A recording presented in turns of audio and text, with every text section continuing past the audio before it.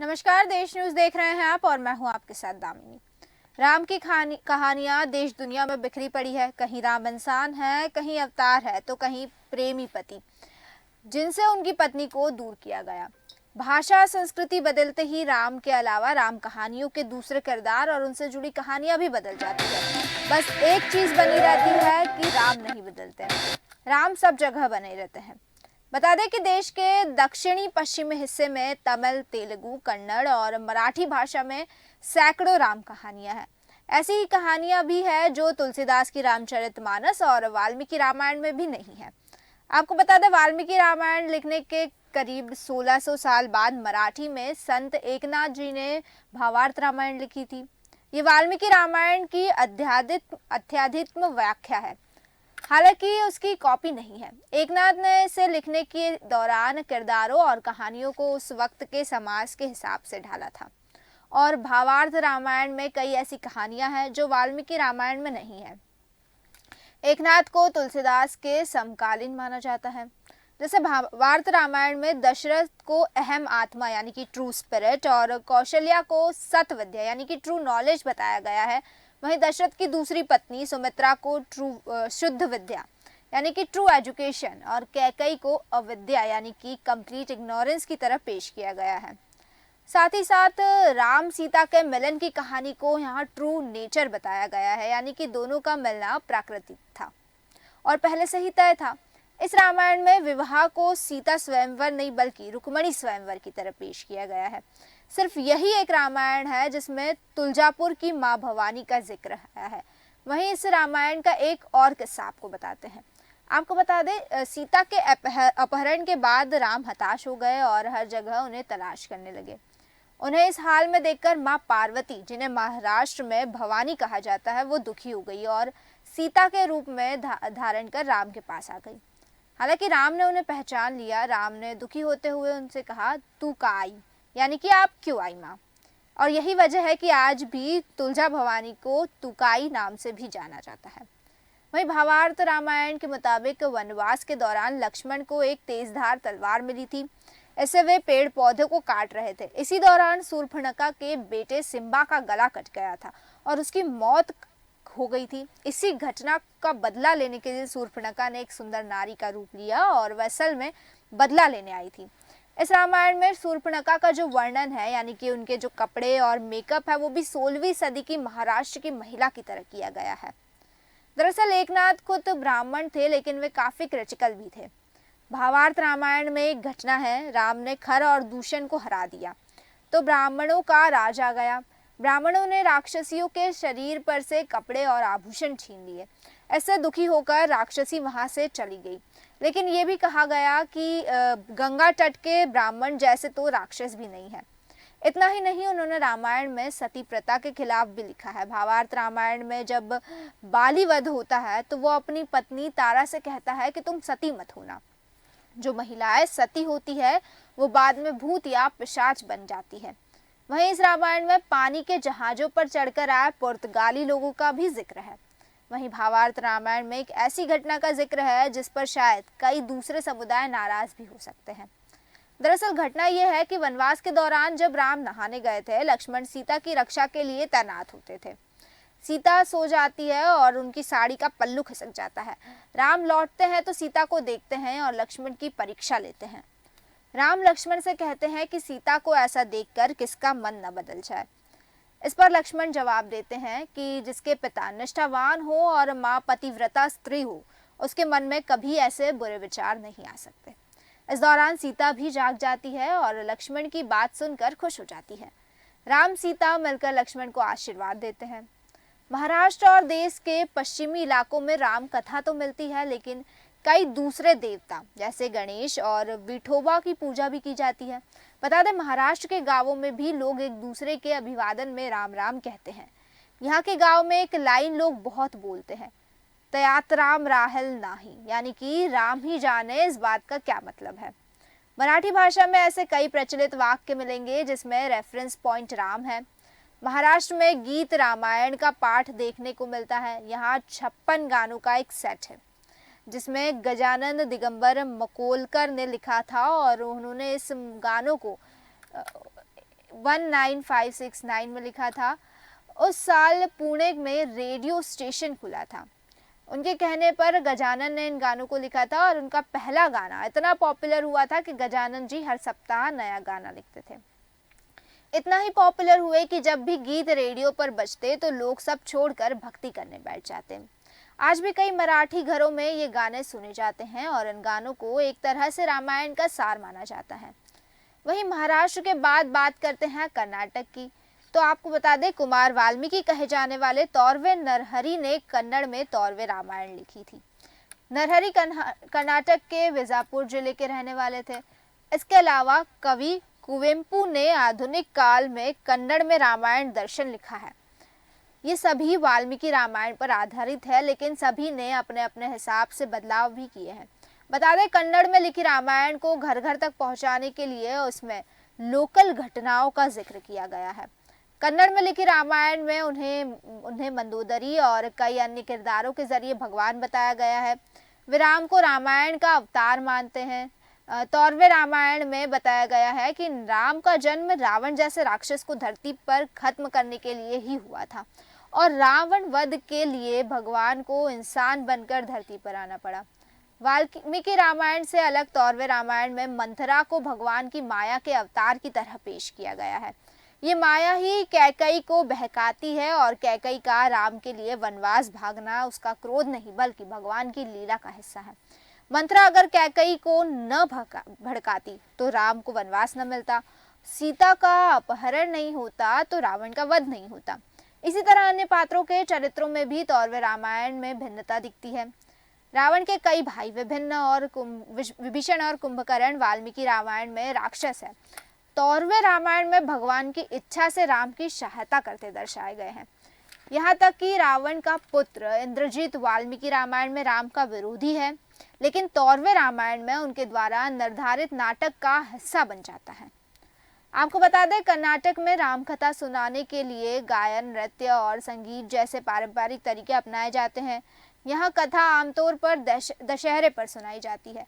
इस दौरान कर्नाटक के कई हिस्सों में राम कथा से जुड़े नाटक किए जाते हैं और दशहरे को यहाँ तनादा हब्बा यानी कि राज्य उत्सव के रूप में मनाया जाता है और इसका आयोजन मैसूर का शाही परिवार करता है। दशहरे पर मैसूर का शाही परिवार एक विशेष पूजा करता है और पूरा शहर सजाया जाता है। बता दें, कर्नाटक में राम नवमी भी मनाई जाती है और इस दिन जगह जगह उत्सव मनाए जाते हैं। कई जगहों पर महीने भर चलने वाले शास्त्रीय संगीत समारोह होते हैं। इसमें नृत्य संगीत के जरिए राम कथा कही जाती है। कर्नाटक में 1000 साल पुरानी यक्षगान शैली में राम कथा कहने की भी परंपरा है। यक्षगान परफॉर्म करने वाले कलाकारों करीब 15 से 20 किलो वजन के आभूषण के साथ पारंपरिक वेशभूषा में मंच पर प्रस्तुति देते हैं। इसके अलावा कठपुतली के जरिए भी राम कथा सुनाने की परंपरा यहाँ पर है। कर्नाटक के बाद अब बात करते हैं राम की कहानियों में देश के आखिरी छोर रामेश्वरम की। माना जाता है कि यहीं से लंका जाने के लिए वानर सेना के राम सेतु बनाया गया था।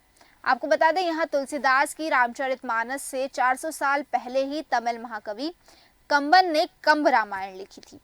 इसका मूल आधार वाल्मीकि रामायण ही है, लेकिन इसमें कई घटनाएं मूल रामायण से अलग है। सम्राट कुलोतुंगु प्रथम के समकालीन कंबन का जन्म 12वीं शताब्दी में हुआ था और उसकी लिखी रामायण में 10,000 से ज्यादा श्लोक है। ये 6 कांड में बटी हुई है, जबकि वाल्मीकि रामायण में 7 कांड है। दरअसल कंब रामायण में उत्तरकांड शामिल नहीं है।